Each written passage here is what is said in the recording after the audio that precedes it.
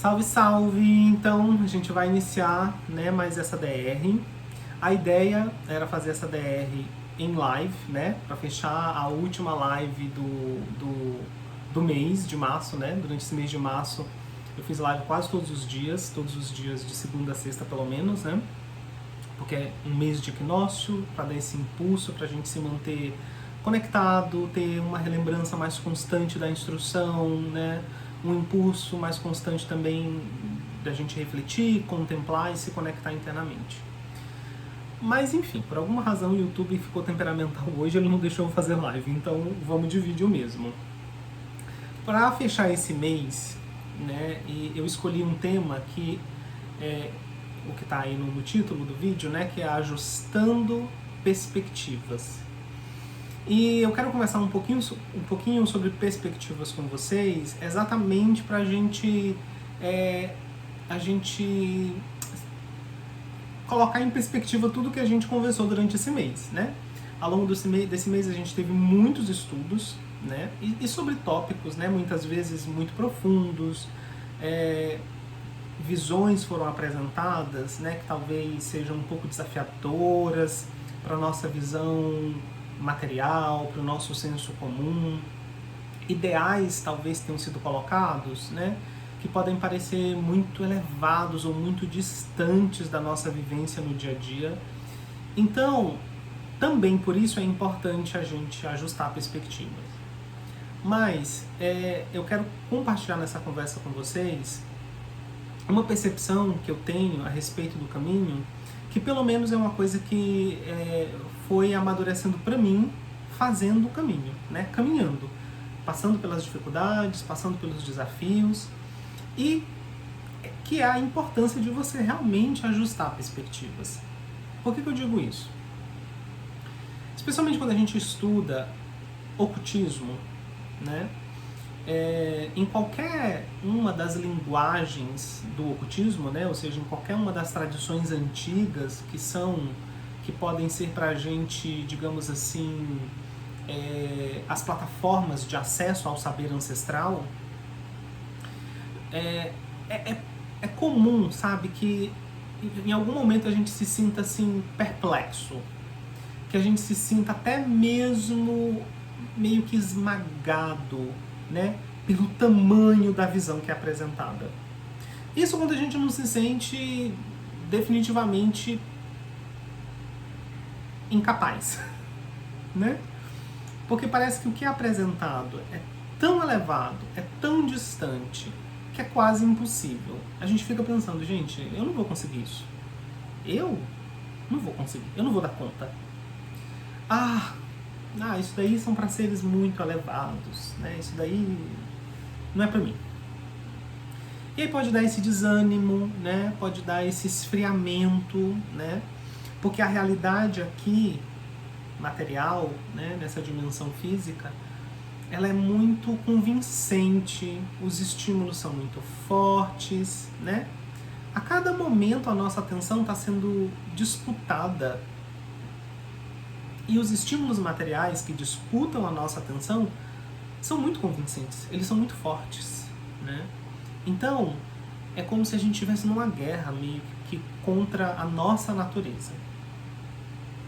Então esse é um primeiro ponto que pelo qual é importante a gente ajustar a perspectiva. Tá?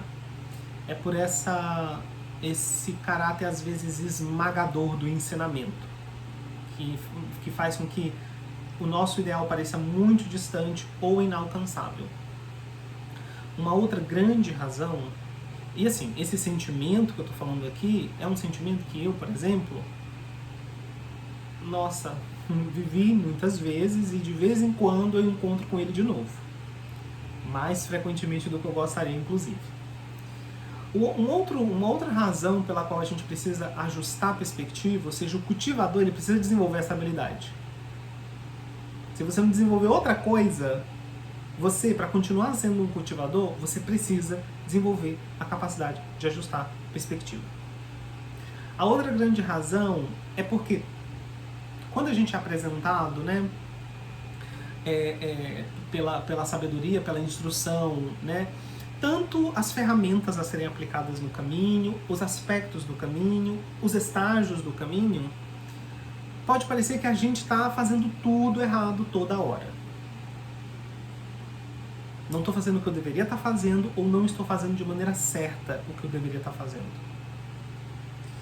E, especialmente quando a gente é colocado assim,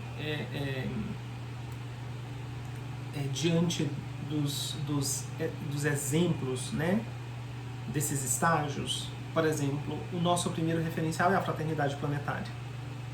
Quer dizer, esse não é o nosso primeiro referencial, né? O nosso primeiro referencial, sei lá, são místicos que a gente conhece, né? Mas no ocultismo, o referencial começa progressivamente a se tornar, né, a fraternidade planetária, porque são símbolos, né, de seres humanos completos, perfeitos, né, como seres humanos, né, não como seres humanos, né, ou seja, são seres que realizaram, né, o objetivo dessa etapa de manifestação que a gente chama de consciência humana.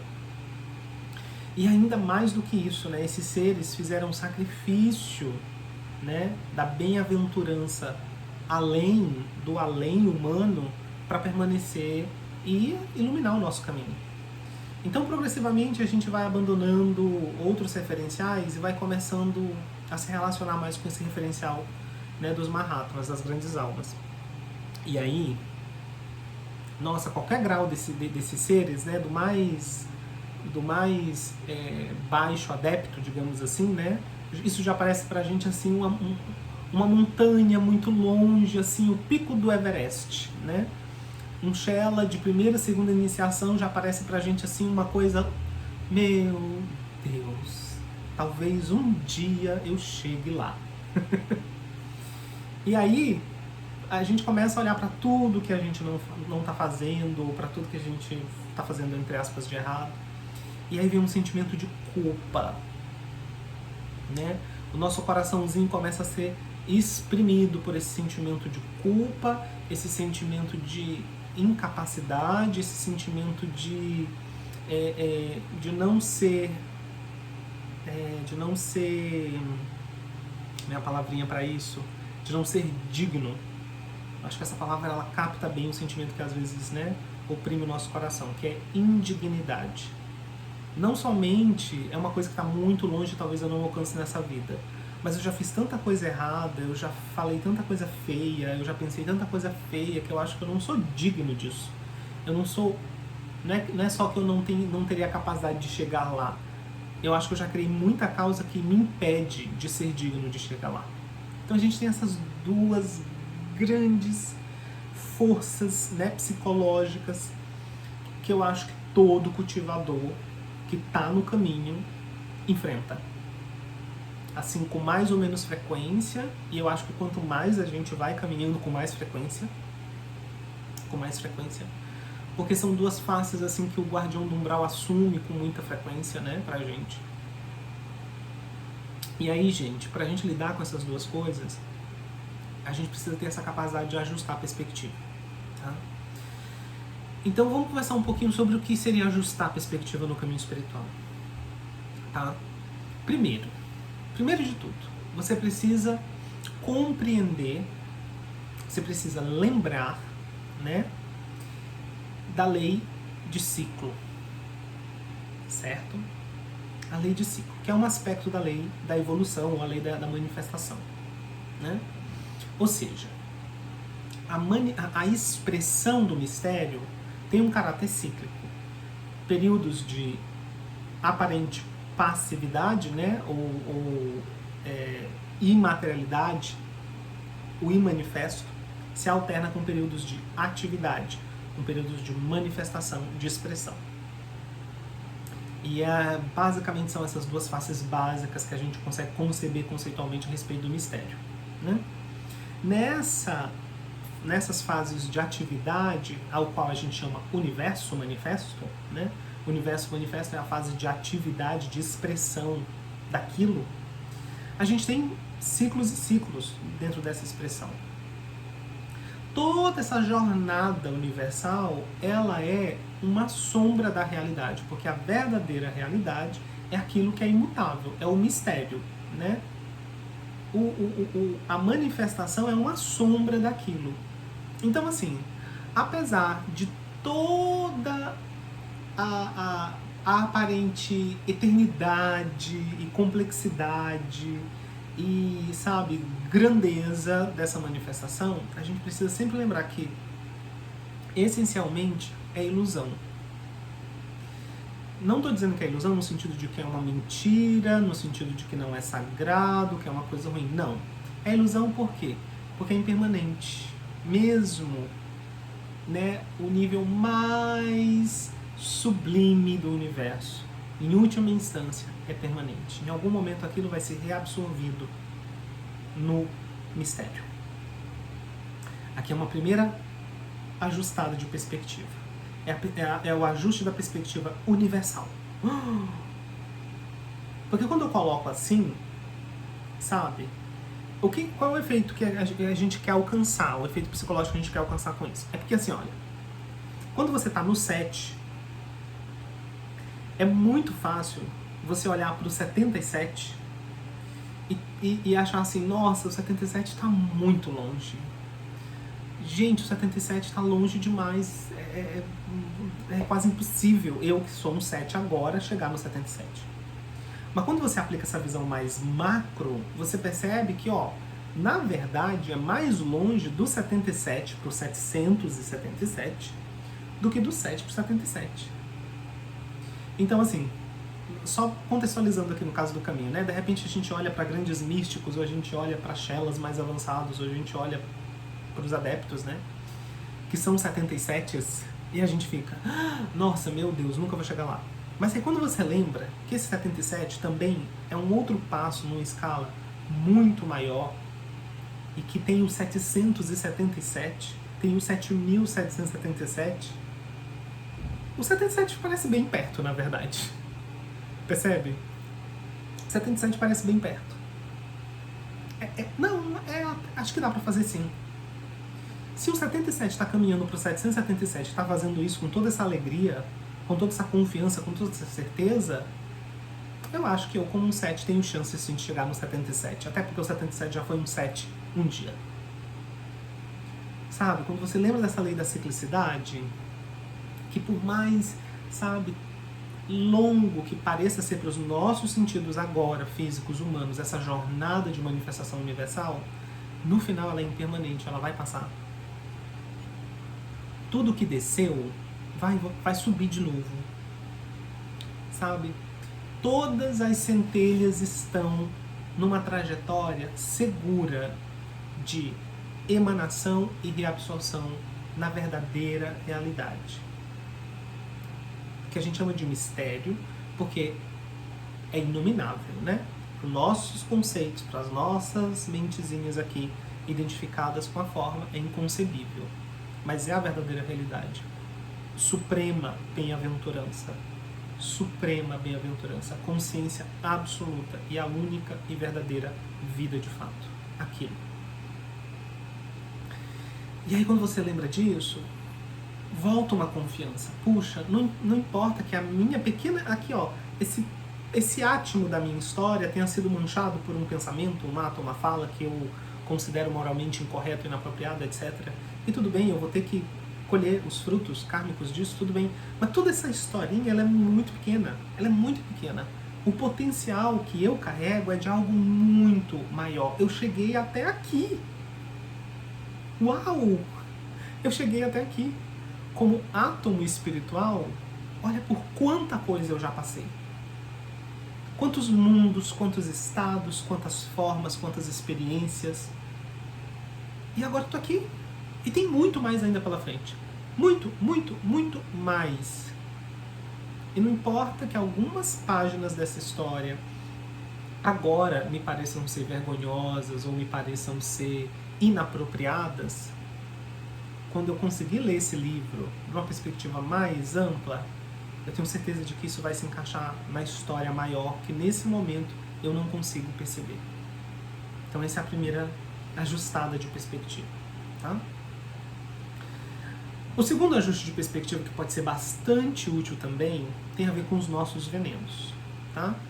Porque quando a gente vai lidar com essa coisa assim, tanto essa sensação de impotência, porque o ideal parece muito longe, e é claro, obviamente, estudar o ocultismo, né, é uma coisa que exige muito da nossa cabeça, entre aspas, né, do nosso intelecto mesmo, né, porque é desafiador, é profundo, escapa o rasteiro né, dos nossos pensamentos diários e do lugar comum das nossas emoções e das nossas concepções.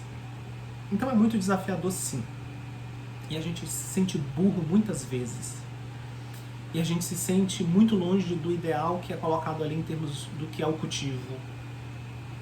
Tudo bem. Mas muito disso e muito da culpa que a gente sente, né, porque a gente olha para trás e fica julgando o que a gente já fez ou o que não fez, vem de uma coisinha que eu vou dizer para vocês, tá? É normal, tá? É natural, porque é a consequência de causas, né? Mas não quer dizer que deva ser justificado ou reforçado. A gente precisa mudar isso. Pelo fato do percebedor já estar num alto grau de identificação, né, com um ponto no tempo e espaço, que é o agregado, né, que ele se veste para interagir com essa realidade. Ou seja, pelo alto grau de força que essa identidade pessoal exerce sobre a consciência, o que acontece? A gente está continuamente pessoalizando o caminho espiritual. A gente está continuamente pessoalizando o cultivo. Como se o caminho dissesse respeito a essa pessoa, ao José, a Maria, que nasceu e que vai morrer. Que tem essa história, que tem esses traços, que tem essas tendências, que tem esses gostos, que tem essas características. E não é o caminho espiritual, não tem a ver com a sua pessoa, que é uma forma de pensamento apenas, e que vai se dissolver logo depois do seu corpo físico. Tá, a parte mais pura dessa pessoa vai gerar um Dewatchen e vai durar mais alguns séculos, mas eventualmente vai se dissolver também. Percebe? E o que é que acontece quando a gente não fica atento que continuamente nossa mente está sim pessoalizando o caminho?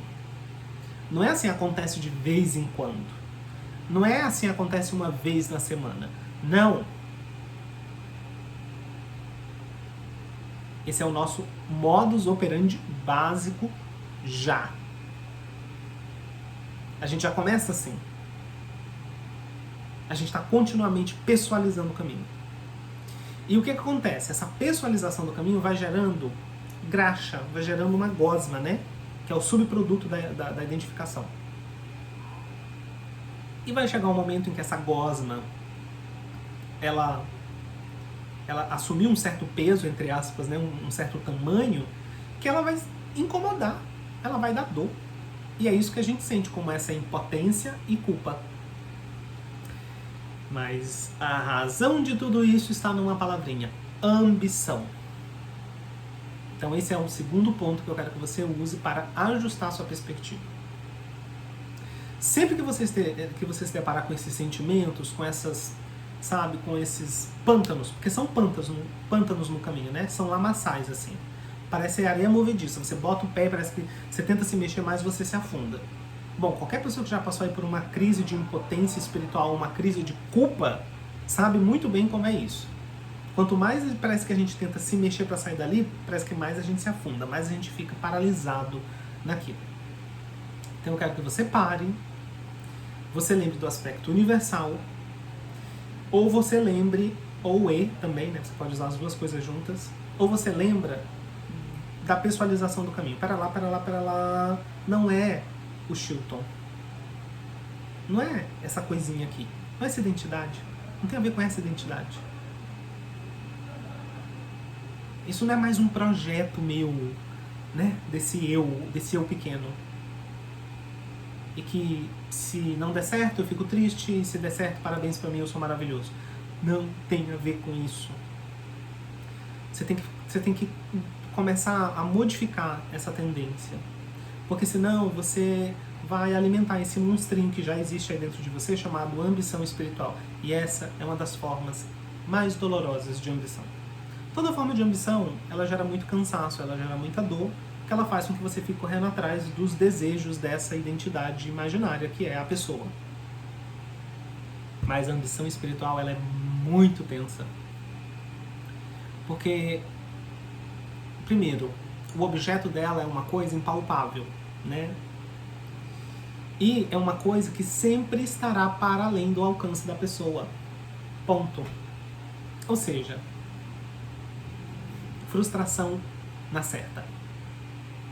Então, quando você tiver nessas sensações, você para e pensa, para lá, será que isso aqui não é resultado da minha ambição? Será que eu não estou tão mergulhado na pessoalização do caminho que eu transformei isso daqui mais num projeto da minha pessoa, como o projeto, sei lá, de comprar uma casa, comprar um carro, viajar para esse lugar ou para aquele lugar? Sabe? E você ajusta essa perspectiva, sabe? Você ajusta essa perspectiva. A aspiração não é a mesma coisa que a ambição, tá? A ambição, ela tem um caráter possuidor. A aspiração, ela parte do percebedor.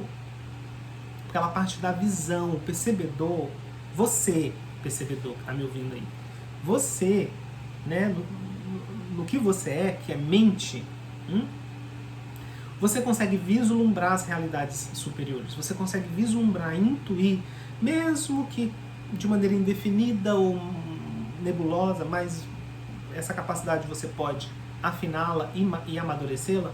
Você consegue intuir o propósito da sua existência. Você consegue intuir a beleza do seu potencial. Você consegue. Todos nós, em momentos de comunhão, ou de silêncio, ou de relaxamento interno, é espontâneo, uma captação fugidia, mesmo que fugaz, né, da divindade da nossa natureza, né, de quão vasto é o nosso potencial. Todos nós temos isso. Então a aspiração ela é baseada nessa visão. Ela não é o desejo mundano, pessoal, de conquistar alguma coisa. Ela é o anseio. Presta atenção, a aspiração é o anseio do restabelecimento da verdade daquilo que é. E nesse trabalho a imaginação é o cinzel. Ela é o cinzel, ela dá forma, sabe? Ela traz mais para perto aquele vislumbre intuído ou apreendido fugazmente pela mente, pelo percebedor. E a imaginação, ela aproxima isso da gente. Então a aspiração, ela não é ambição, percebe? A inspiração, ela traz amplidão, abertura, né? Ela inspira. Naquilo em que a gente aspira, a aspiração nos inspira. A ambição nos torna neuróticos. Porque a ambição é um movimento de contração. E os movimentos de contração, né, se desmedidos, eles vão contra a vida. Porque eles retêm, eles barram o fluxo, né? Então é só você perceber isso. Perceba esse movimento. Isso que você está chamando de aspiração tem um caráter de contração, sabe, de neurose, de preocupação, de tensão. Ou a aspiração, ela lhe inspira. Ela lhe abre, sabe? Ela lhe expande. Eu não quero dizer que no caminho a gente não tenha estados que são necessários de tensão, de questionamento, de, sabe, ser firme com a gente mesmo. Não estou dizendo isso. Não estou dizendo que o caminho é para sempre um caminho florido. Não é. Claro que não. Esse animal é extremamente rebelde. A gente precisa muitas vezes realmente assim puxar a coleira mesmo e dizer não, você não vai fazer isso e acabou. Claro, tem isso. Esse animal nos morde, nos arranha, enfim, tem tudo isso. Mas a meta A gente não deve se relacionar com a meta com base numa ambição pessoal.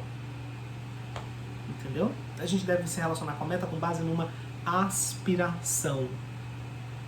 Né? Uma aspiração da alma, do ser, o percebedor.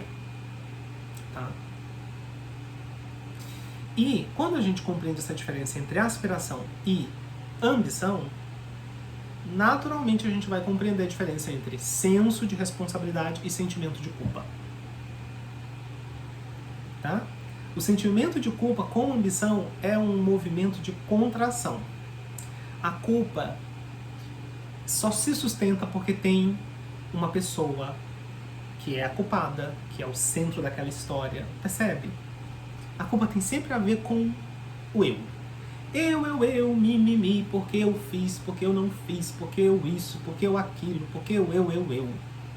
Mesmo quando essa culpa é porque a gente fez uma coisa de ruim pro outro, o nosso sofrimento é muito mais porque agora eu me vejo de uma maneira que eu não gostaria. Porque eu manchei a minha visão que eu tinha de mim. Eu jamais pensei que eu fosse capaz. A gente sofre mais por isso do que pelo sofrimento que a gente infligiu lá no outro ser. A culpa, ela é, sabe, ela é resultado de autocentramento.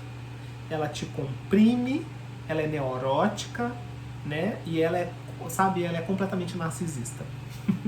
Assim como a ambição, né? Senso de responsabilidade é diferente.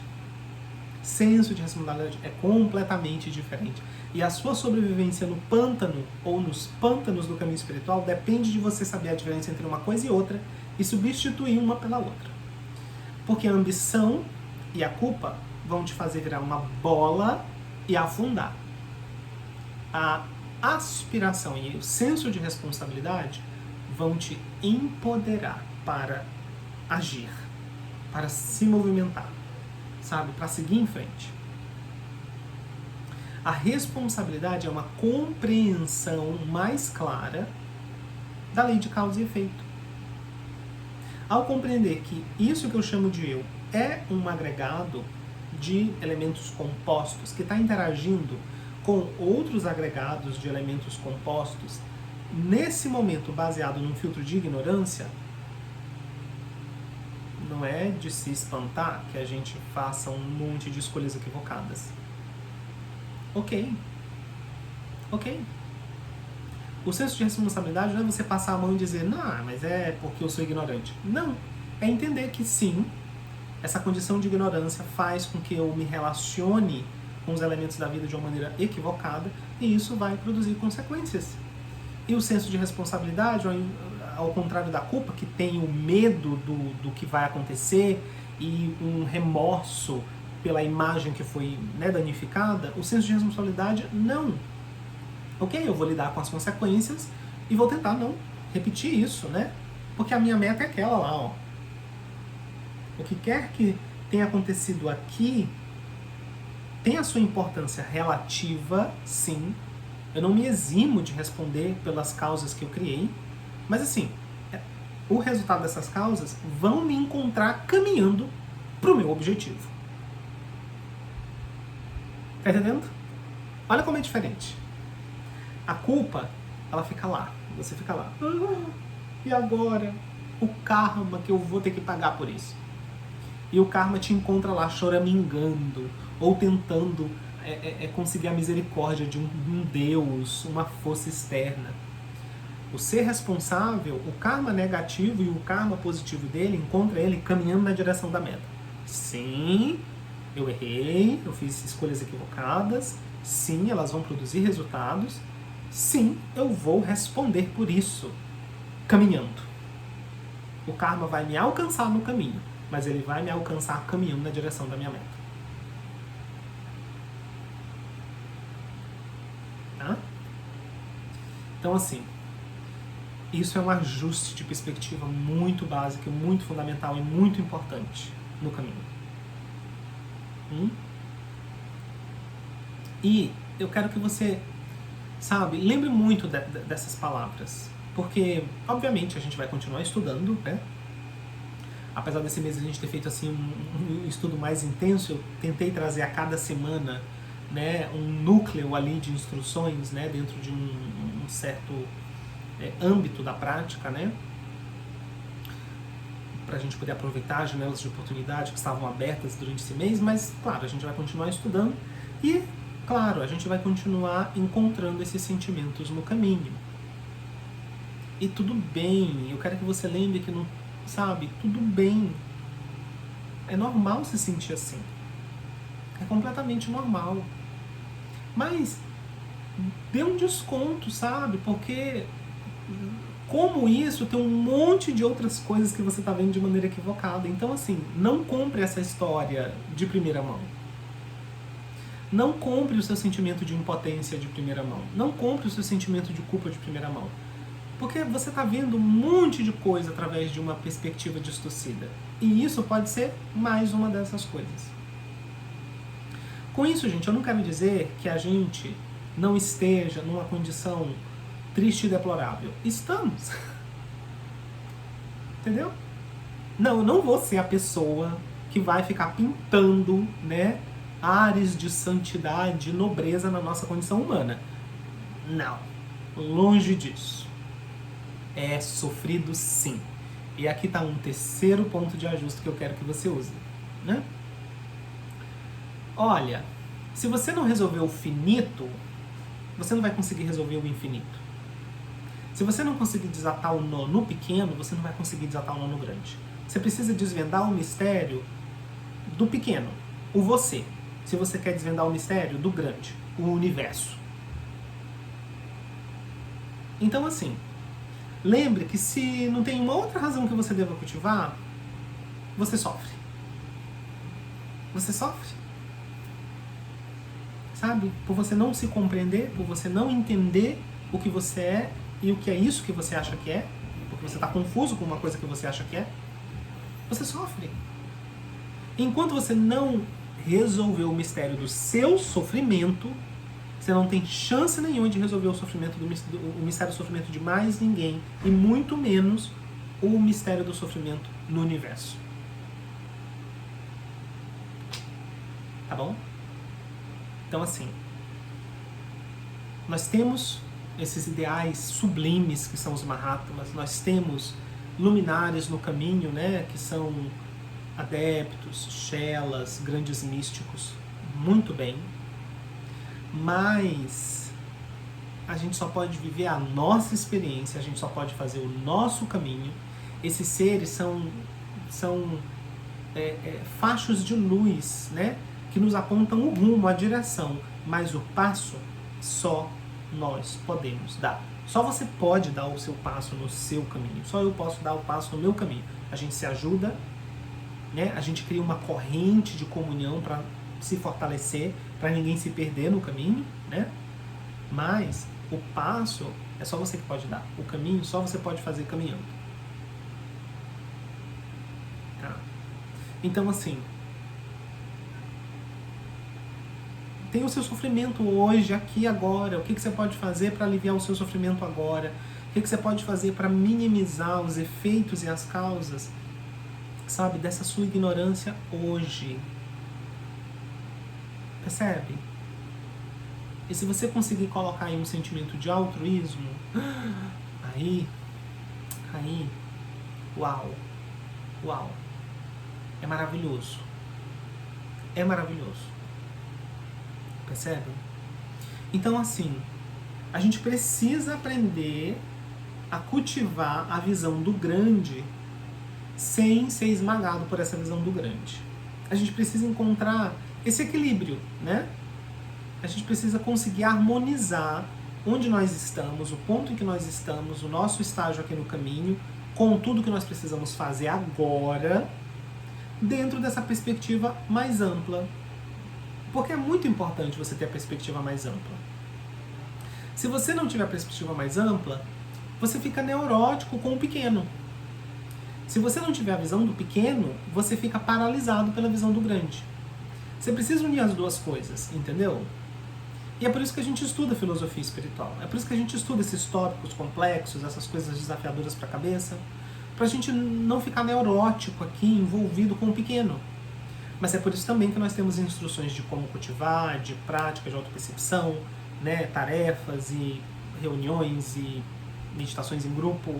A gente tem essas coisas para também a gente não se dissociar da nossa realidade relativa atual. Tem um trabalho que nós precisamos fazer que só pode ser feito aqui e agora. E a gente também não pode descuidar dele.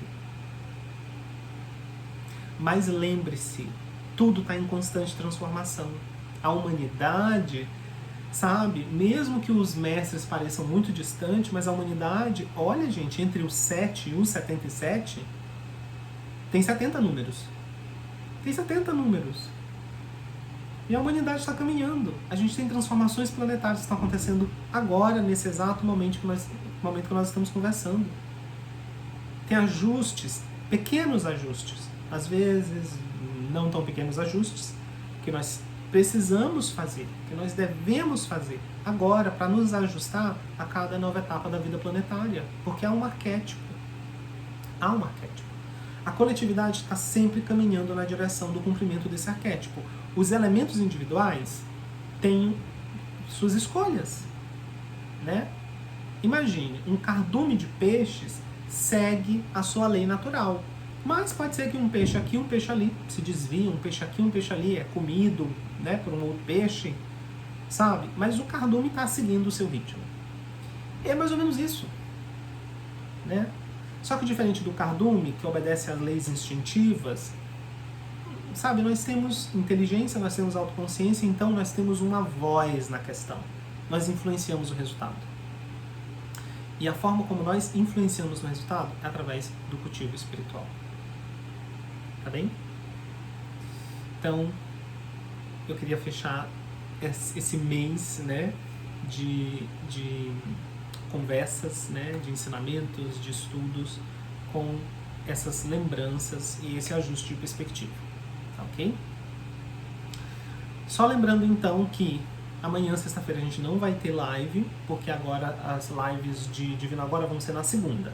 Então, na segunda que vem a gente vai ter Divino Agora, não faz sentido ter, né, um na sexta e um na segunda. E a agenda do próximo mês já está na capa do canal e eu também deixo ali na nossa aba Comunidade do canal, tá? Lembre que tem uma aba Comunidade no canal do YouTube e ali eu sempre vou deixar quando tiver aviso, nota, e a gente pode conversar por ali também, porque dá para vocês comentarem, então é um espaço de interação, né, da gente, ok? Então é isso, gente. Até a próxima, até segunda, então, né? Eu espero que o YouTube funcione, né? Que ele não continue barrando essas lives e a gente se vê lá.